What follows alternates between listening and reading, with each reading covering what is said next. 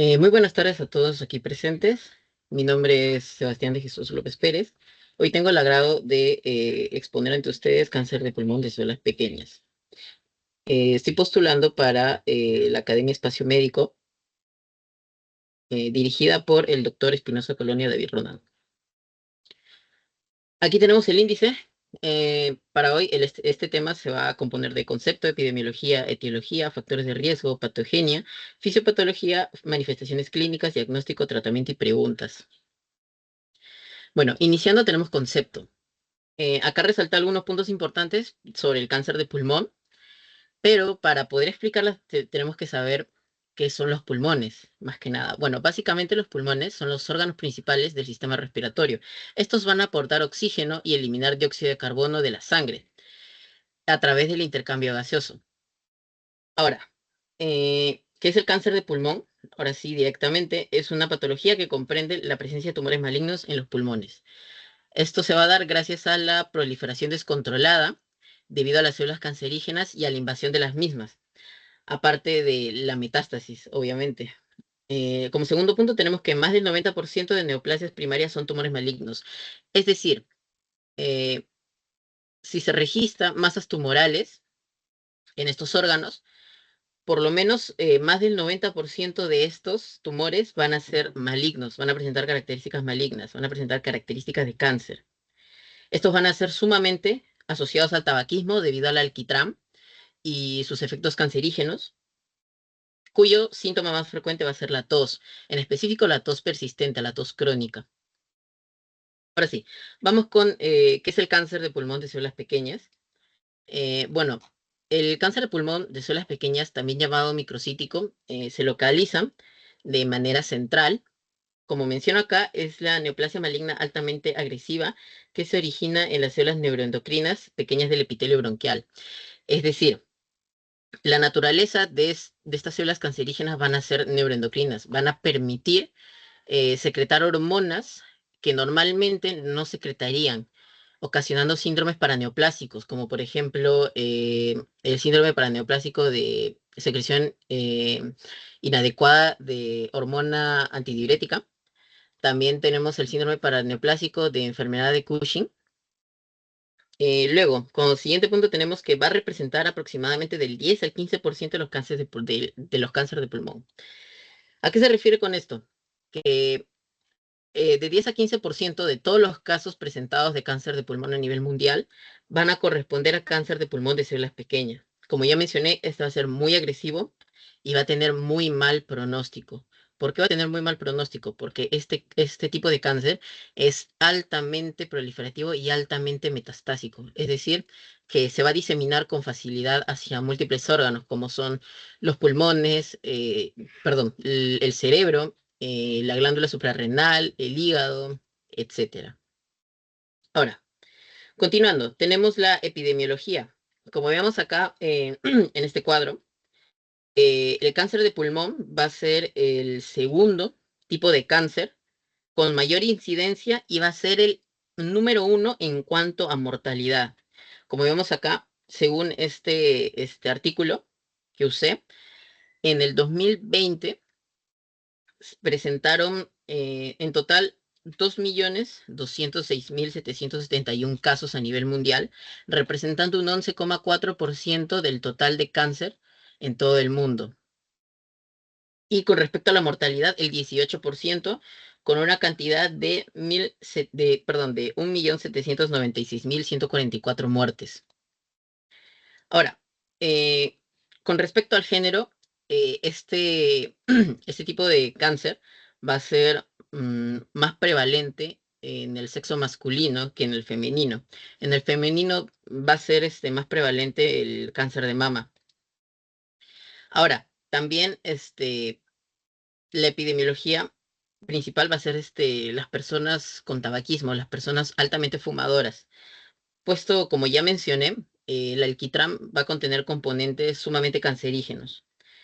En estas gráficas podemos ver de nuevo la incidencia y la mortalidad en caso de hombres y mujeres. En el caso de varones, el cáncer de pulmón va a ser el principal tipo de cáncer con incidencia y también el principal tipo de cáncer con mortalidad. En el caso de mujeres, como ya mencioné, el principal va a ser el cáncer de mama. Sin embargo, el cáncer de pulmón también está muy presente. En este gráfico podemos ver eh, la distribución geográfica con respecto a la incidencia, tanto en varones como en mujeres. En varones hay muchos más casos de cáncer de próstata o incidencia, hay mayor incidencia en el caso de cáncer de próstata, pero como podemos ver acá en este gráfico, también hay incidencia de cáncer de pulmón, en especial en Europa, en el país de Rusia, en África, Asia. Luego, con respecto a las mujeres, en cuanto a incidencia, el tipo de cáncer con mayor incidencia va a ser el cáncer de mama, que está distribuido a nivel mundial. Luego, con respecto a mortalidad, el cáncer de pulmón, en cuanto a varones, va a ser el número uno a nivel mundial. Y en cuanto a mujeres, va a quedar como tercer puesto, ¿no? Aquí tenemos una tabla sobre el índice de desarrollo humano, es decir, la proliferación que tiene o la capacidad de proliferación y metástasis del cáncer de pulmón, tanto en varones como en mujeres. Como vemos, el cáncer de pulmón es el que tiene el índice más alto de todo tipo de cáncer. Igual aquí, en el de mujeres, perdón, tiene el cáncer de mama es quien va a ser el, el cáncer principal en cuanto a índice de desarrollo humano. Y de nuevo acá una tabla que refuerza lo que mencioné, que es más prevalente en varones que en mujeres. Luego, vamos con la etiología. La principal etiología del cáncer de pulmón va a ser el tabaquismo. ¿Por qué? El tabaquismo contiene entre sus múltiples componentes cancerígenos, contiene ¿a qué? Al alquitrán. Voy a explicarlo de esta manera. Contiene el alquitrán.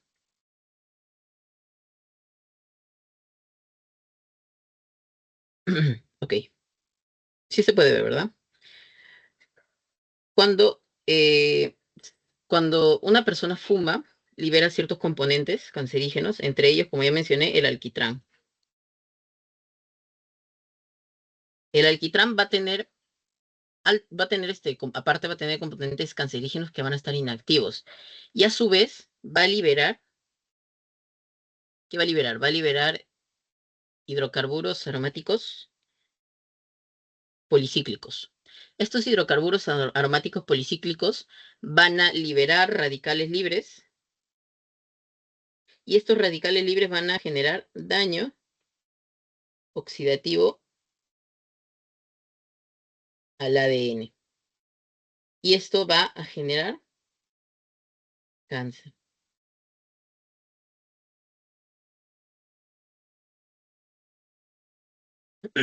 Bueno, eh, y como mencioné también, pues no, el alquitrán va a tener compuestos cancerígenos que van a estar inactivos, pero estos se van a activar debido a su metabolismo, o bueno, debido al metabolismo de ellos. Básicamente, por ejemplo, el benzopireno, al ser metabolizado por enzimas hepáticas como el citocromo P450, va a pasar a ser este benzopireno activo. Este benzopireno activo va a ocasionar liberación de radicales libres y los radicales libres, daño oxidativo al ADN.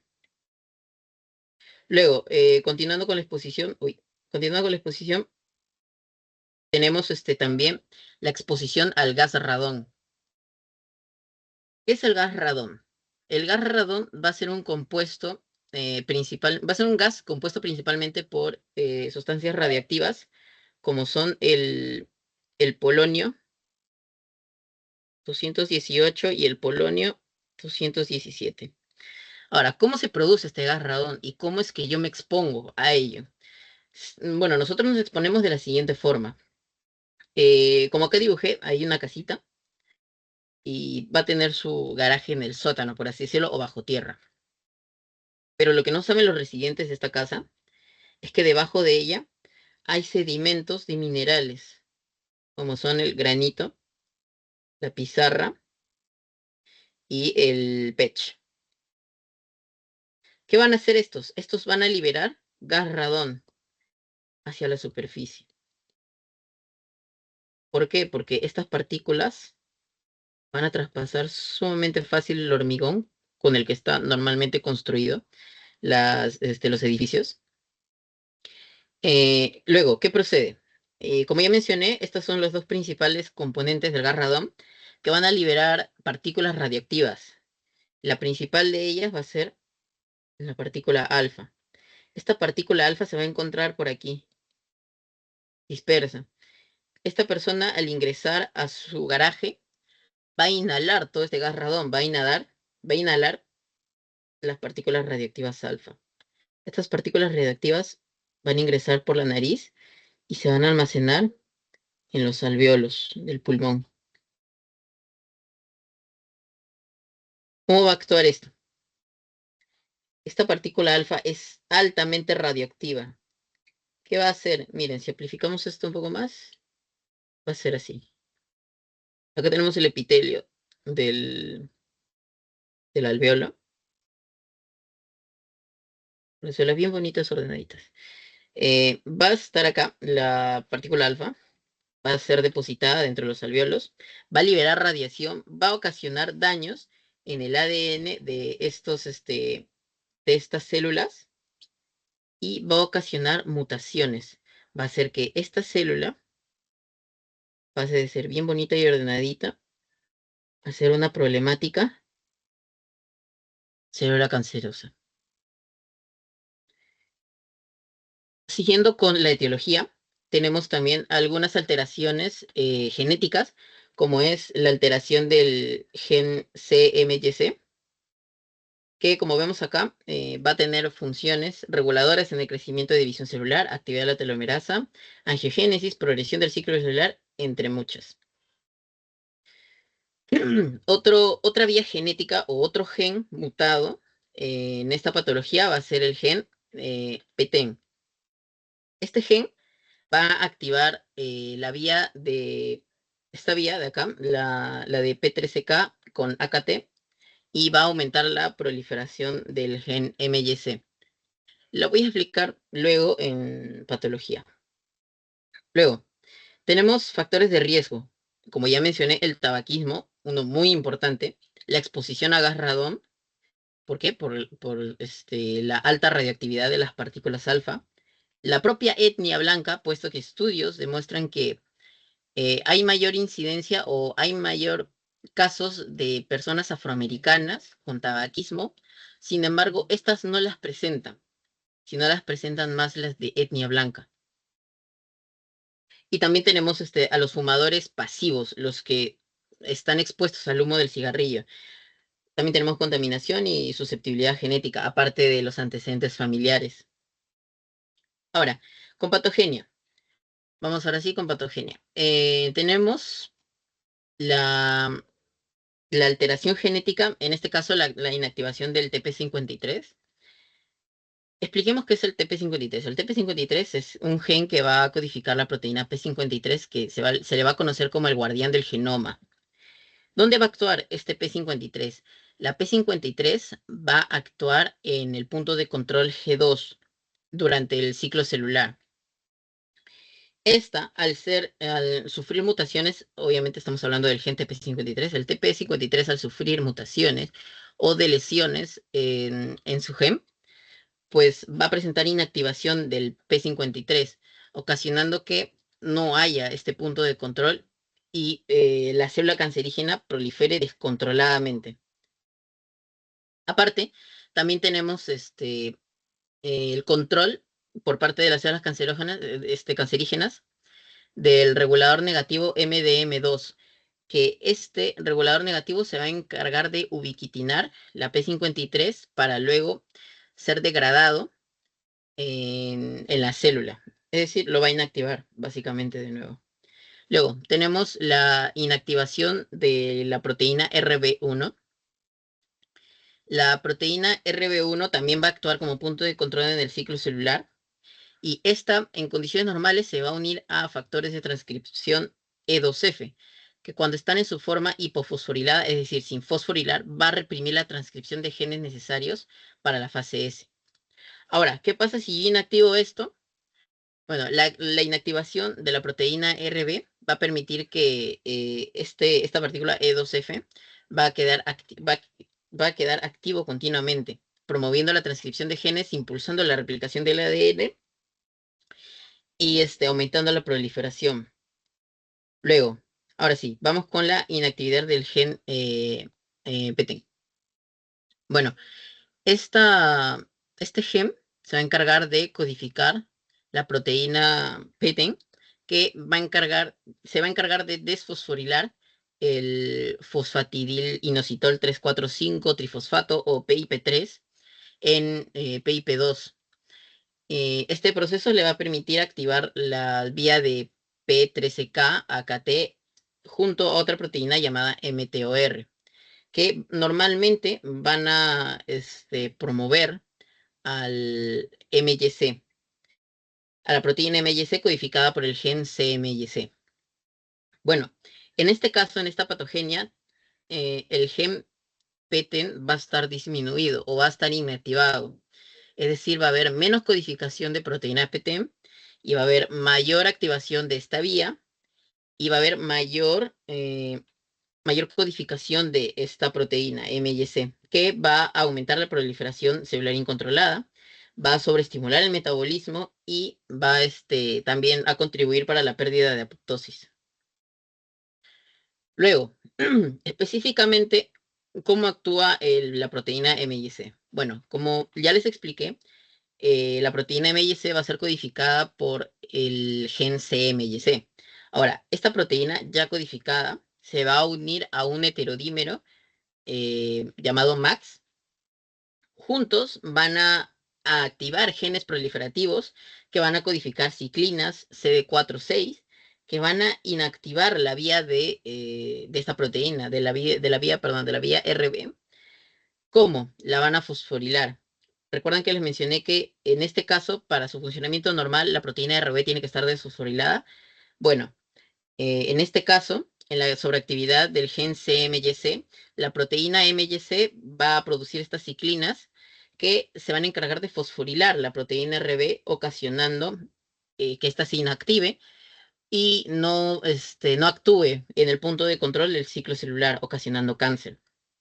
Luego, el MYC también va a ocasionar la inactivación de proteínas P21 y P27, que van a ser, ¿qué son esas proteínas P21 y P27? Van a ser frenos para las sinasas dependientes de ciclinas, que van a ser como que los potenciadores, por así decirlo, del ciclo celular. Es decir, si yo no tengo estos frenos, básicamente también se va a inactivar mi P53 porque la P21 va a trabajar de la mano con la P53. Al esta ser inactivada, va a haber proliferación descontrolada, no van a haber puntos de control en el ciclo celular y se va a producir el cáncer. Luego, tenemos la vía Notch. ¿Qué es la vía Notch? Primero vamos a ver de qué se compone. Se va a componer de receptores, ligandos.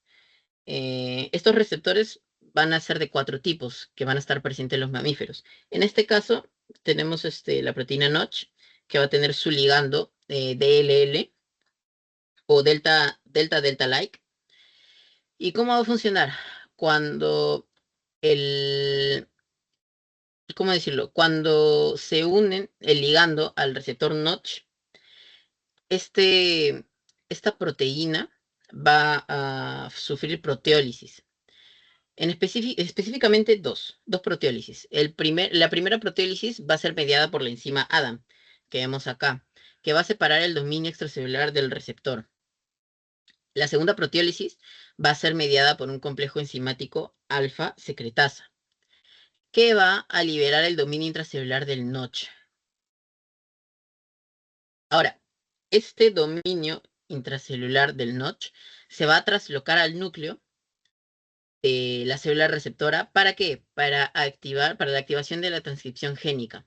Va a interactuar con factores transcripcionales y va a reclutar coactivadores, como es el Mastermind-like. ¿Y qué va a hacer este complejo? Como ya mencioné, va a activar la transcripción de genes diana, en específico HES y HEY, que van a regular procesos como la diferenciación y la proliferación. Es decir, el sistema Notch o la vía Notch se va a encargar de regular la diferenciación y proliferación. Sin esta, todo va a estar descontrolado. Ahora, evasión del sistema inmune.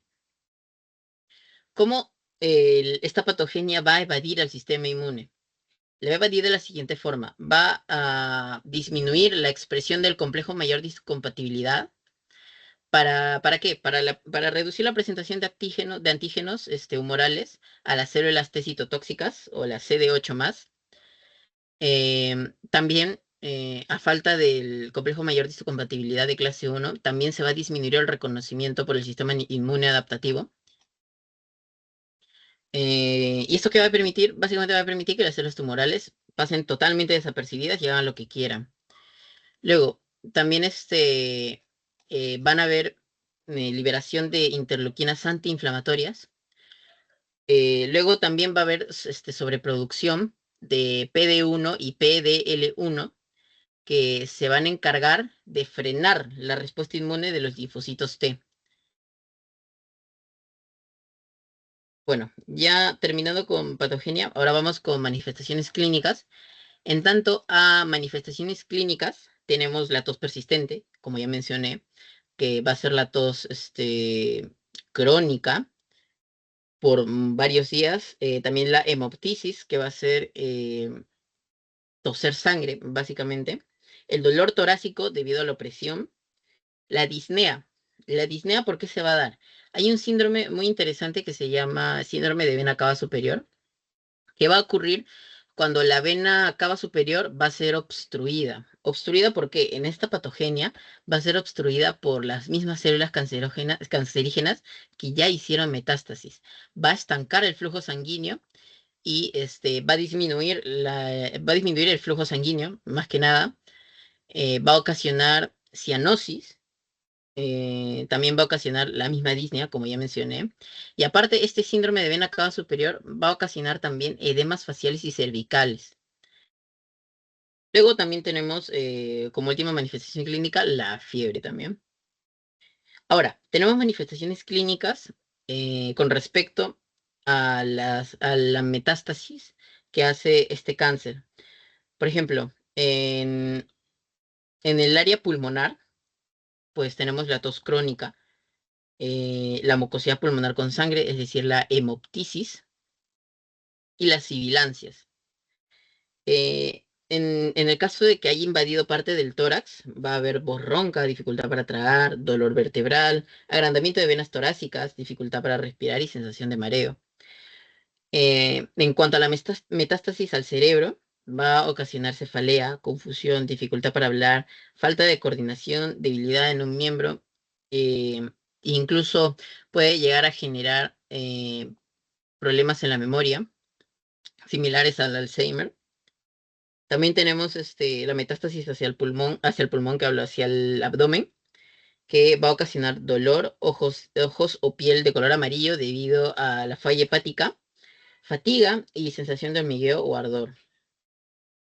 Ahora, dentro de manifestaciones clínicas, como ya mencioné, debido a que el cáncer de pulmón de células pequeñas se va a originar en células neuroendocrinas, le va a permitir múltiples síndromes paraneoplásicos. En específico, estos tres que vemos: el CADH, el síndrome de Cushing y el síndrome miasténico de Lambert-Eaton.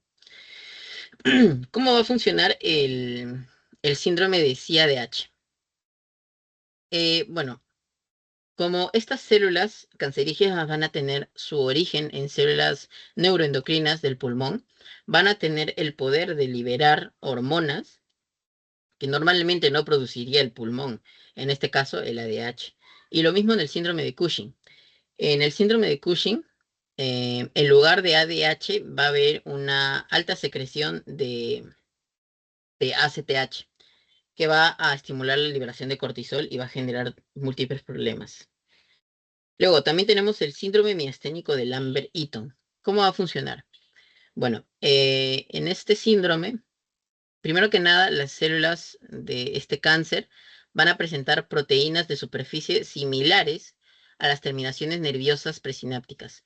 En específico, van a ser similares a los canales de calcio dependiente de voltaje. Ahora, el sistema inmune, en su intento de defender al cuerpo atacando estas células tumorales, va a producir anticuerpos dirigidos contra estas proteínas que son muy similares a los canales de calcio.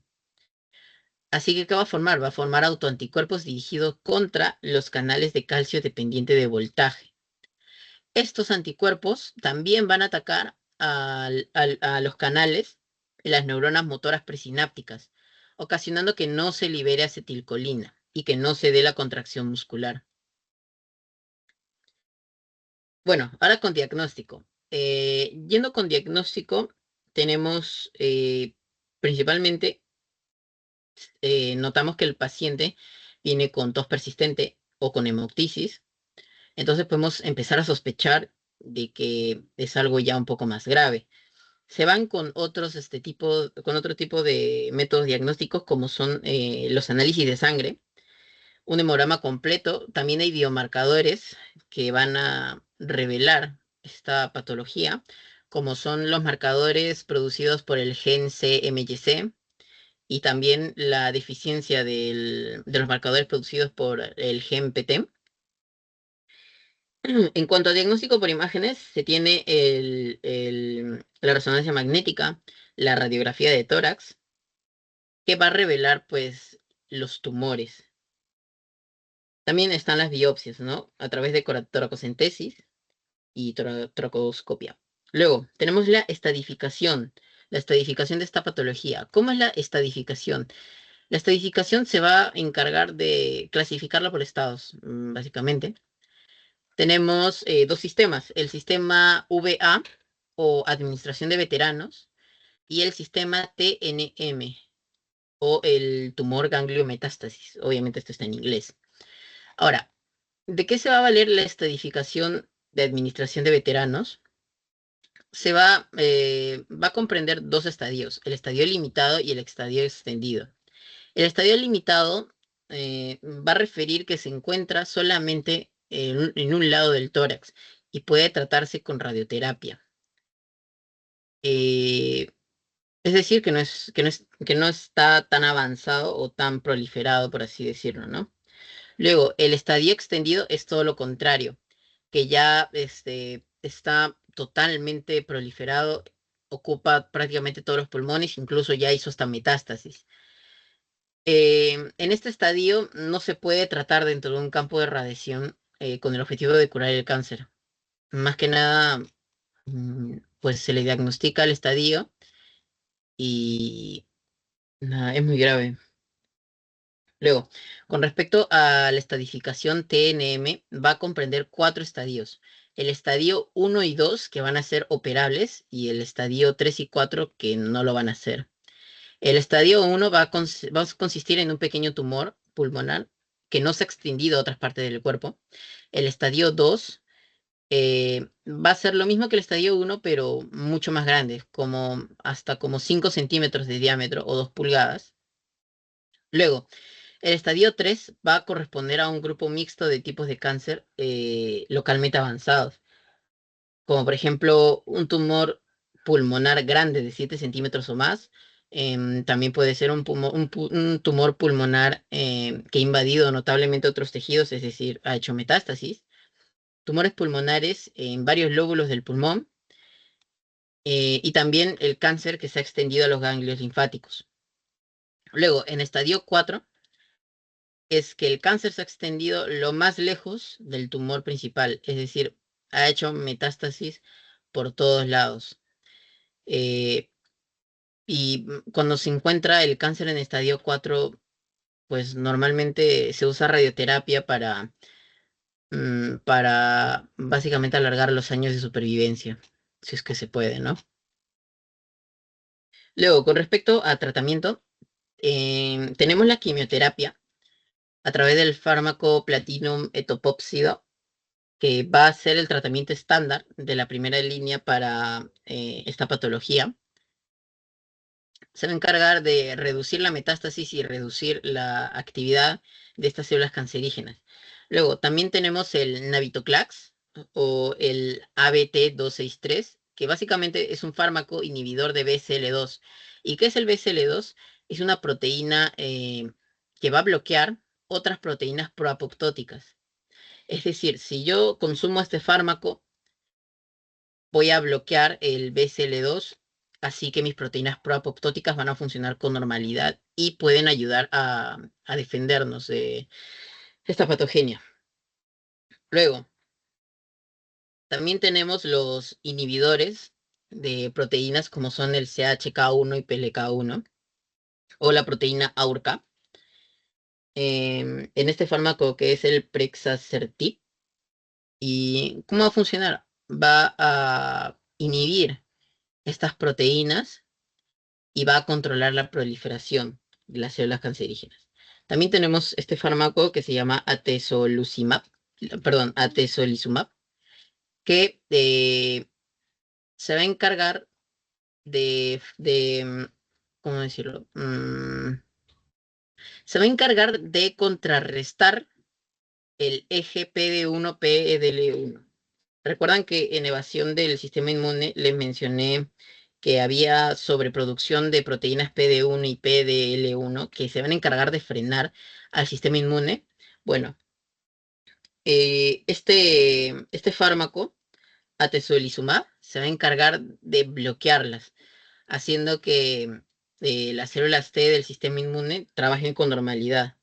Luego también está la radioterapia. La radioterapia va a ser usada ya en casos muy, muy avanzados. Básicamente se va a usar solamente para controlar la metástasis y la proliferación, para darle al paciente mayor esperanza de vida. Bueno, ahora sí, terminando con esta exposición, vamos con las preguntas.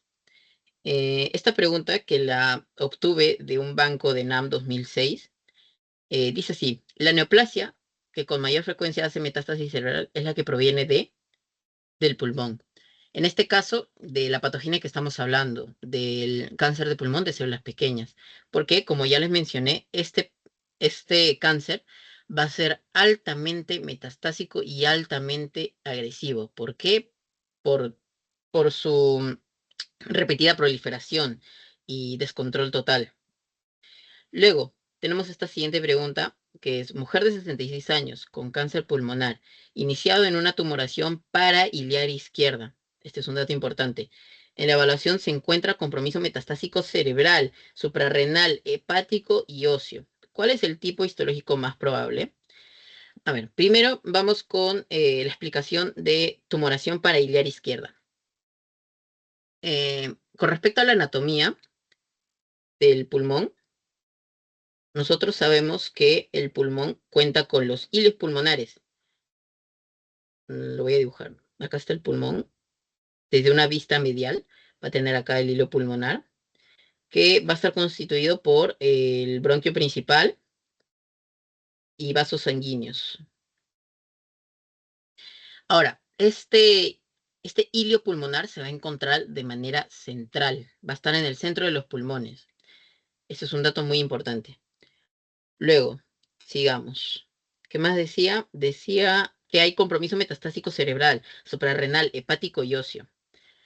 Como mencioné al inicio, esta patología va a ser altamente metastásica hacia el cerebro, hacia la médula suprarrenal, hacia la glándula suprarrenal, hacia el hígado, y acá nos menciona también hacia los huesos. Así que la respuesta más conveniente es carcinoma de células pequeñas. A continuación, estas son mis referencias y este es mi contacto. Muchas gracias por su atención.